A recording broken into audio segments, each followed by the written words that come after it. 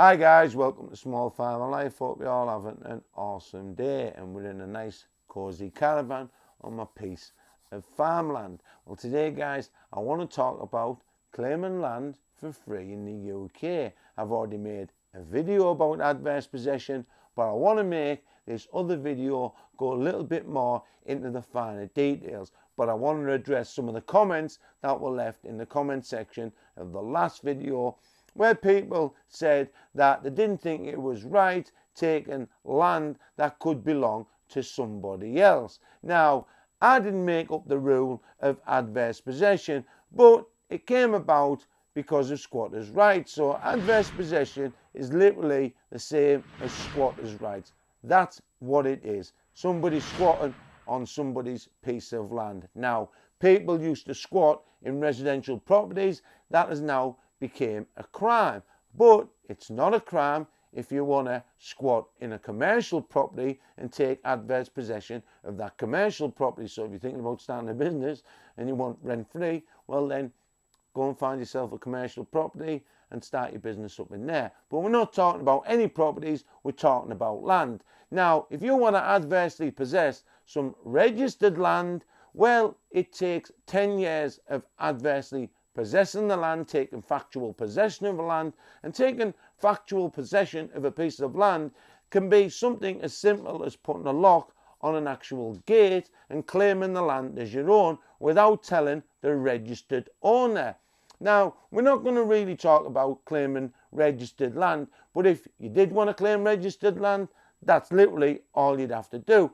But if you really want a good chance of actually claiming that land, well, you need to put some fencing up, keep the place neat and tidy, and actually put some work into the place. And if nobody comes up in those 10 years of you adversely possessing the land, well, you can put in an application to the land registry to have that land put in your name. Now, what they'll do is they'll contact the registered landowner, and the registered landowner will get 2 years to object to you being on that land. Now, that doesn't mean to say you're going to get kicked off the land just because the registered owner objects. If the registered owner hasn't done anything to that land whatsoever in the 10 years that you've adversely possessed the land, and you've spent money fencing off the land, you've got buildings on the land, you've taken care of the land, you're making money from the land and that sort of thing, maybe you're even living on that piece of land, well, the person who's the registered owner of that piece of land can have a hard job getting you off that land, because possession is 9/10 of the law. But let's say you're going to claim some land that's not registered. Now it takes 12 years. And if you're on a piece of land and you've took factual possession of that piece of land for 12 years, you've fenced it off, you may be making a living from it, you start a farm or some other business on the land. Now, I'd say if you're going to take possession of any piece of land, whether it be registered land or unregistered land, any buildings that you do put on the land, I would always put sectional buildings on the land. If you're going to live in anything, I would live in a log cabin that you can take down, or a caravan that you can remove from the land, just in case somebody does come forward. But you've got to understand that if you find a piece of unregistered land, and that unregistered land could be an acre, could be 2 acres, could be 3 acres. And the majority of the people who claim adverse possession are homeowners who've looked after a piece of land that they thought came with the house when they purchased the house. So after a certain period of time, they found out it didn't come with the house, but they've claimed adverse possession on that piece of land. Now, adverse possession doesn't mean to say you have to be in possession of the land for 12 years. It could be that someone else was in possession of the land for 6 years and you've been in possession of the land for another 6 years. That totals 12 years. So then you can claim adverse possession. The same goes for farmers. Farmers buy farms all the time and farm land that they think was in the purchase of that farm but isn't. So they have to claim adverse possession on that piece of land also. So if you go out and you find a piece of unregistered land, and there's 17% of the UK mainland that's actually out there unregistered. Now, they do say a lot of this is kept by the aristocracy because it's been in the hands of the aristocracy for so long, centuries, that they've never sold the land, and since 1990, all land sales had to be put through the land registry, so it had to be on record that land had been sold. Now, the aristocracy, as they like to call themselves, are out but bullies that have bullied the common folk off common land. All they've did over the years is fence off land that didn't belong to them and moved out the peasants, who basically me and you, who they called serfs, which is just another name for slaves. And we rented the land off them as tenants, and they claimed taxes from us, and they paid taxes to the crown.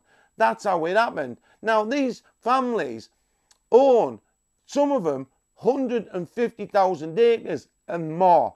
Does one family need that much land? And does 0.06% of the population, which is around about 40,000 families, need to own 50% of the actual landmass of the UK mainland? Because that's how many people, or families should I say, own 50% of the UK mainland. Now, these families intermarry and that sort of thing, so they're keeping the land to themselves.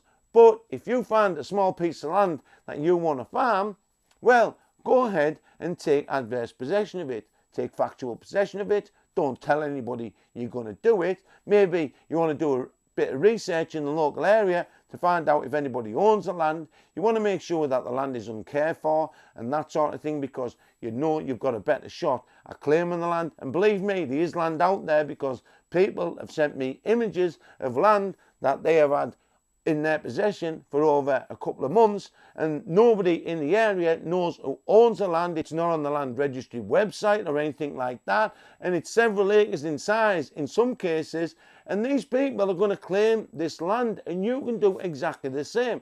Now, when I say move onto the land, put buildings up and fences and that sort of thing, when I'm talking about fencing it off at the beginning, I'm talking about buying yourself some cheap stock fencing stakes, which cost around about £2.50 each. You can get about 50 of them for £100 if you buy them in bulk.